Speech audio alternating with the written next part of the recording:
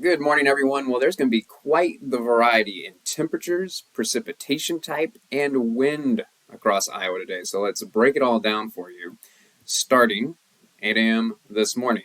And I do think the best chance of rain for the morning commute is in southeastern Iowa, so including the Quad Cities, chance for some light showers. That is a possibility. Notice up in the northwest corner of the state, we're talking about a rain-snow mix for places like Sioux City as those temperatures drop. And that is going to be a big story as we get into the afternoon today is the variety of temperatures from west to east across the state. Okay, so let's take a look at noon, for example. We're talking about upper 50s in the eastern part of the state, around the Quad Cities, but probably only the low 40s in the western part of the state. The other thing about the western part of the state versus the eastern part of the state, in the eastern part of the state, barely any wind. Okay, it's not even going to be a breezy day, but a totally different story out west. Around Sioux City, we're talking about wind gusts around 40 miles per hour to go along with those cool temperatures, so it feels like temperatures easily just in the 30s today. Notice there's still a good chance for some light rain showers scattered across the eastern part of the state, but largely dry in the western half of the state. But later in the afternoon, I do think the activity starts to pick up. Notice it's all rain in the east, where it's certainly a rain-snow mix out west. And I want to jump now into the overnight hours because I think this is when the snow is going to be peaking across the state, sometime around midnight. And it looks like particularly in the central part of the state, kind of the bullseye for where the snow is going to be. Now notice at midnight, so it's all snow for places like Des Moines, Fort Dodge, Sioux City, probably even Mason City. Notice that rain-snow line kind of right over Waterloo. So that's when the transition will probably begin for places like Waterloo, a little bit earlier for Mason City, but still all rain for the Quad Cities.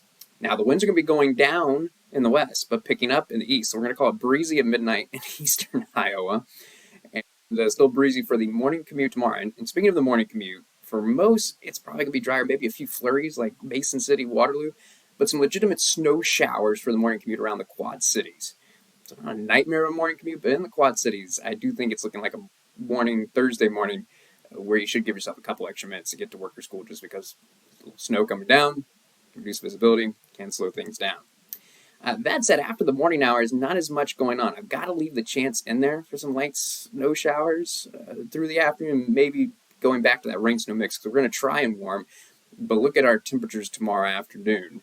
Not nearly as warm as today. We're talking about highs in the low 40s in the eastern part of the state, and actually a little bit warmer out west, where we're going to get to the mid-40s. Just breezy in the western part of the state tomorrow, but windy for the eastern part of the state, so we kind of flip-flop. Notice homebound commute tomorrow. Yep, still the chance for some snow showers. At this point, probably really just flurry activity, and I think all the activity is out of here by 8 o'clock in the evening. So with all this talk about snow, how much snow are we actually going to see?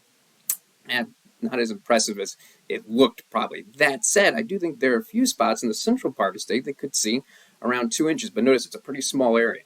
Even around Waterloo, Mason City, it's more likely to be an inch. Sioux City around an inch, and Quad Cities, likely a tenth of an inch, maybe a quarter inch, if it overachieves some, just because it's going to take a lot longer for that transition to occur. And I will say also, for places that are seeing those inch totals, 2 inch totals, it's probably not going to be that much even on the ground. Because keep in mind, for the bulk of the time that the snow is going to be falling, our temperatures are still going to be above freezing. So there's going to be some melting going on. Now, this much snow may actually fall, yes, but will it pile up that high on the ground? Likely not.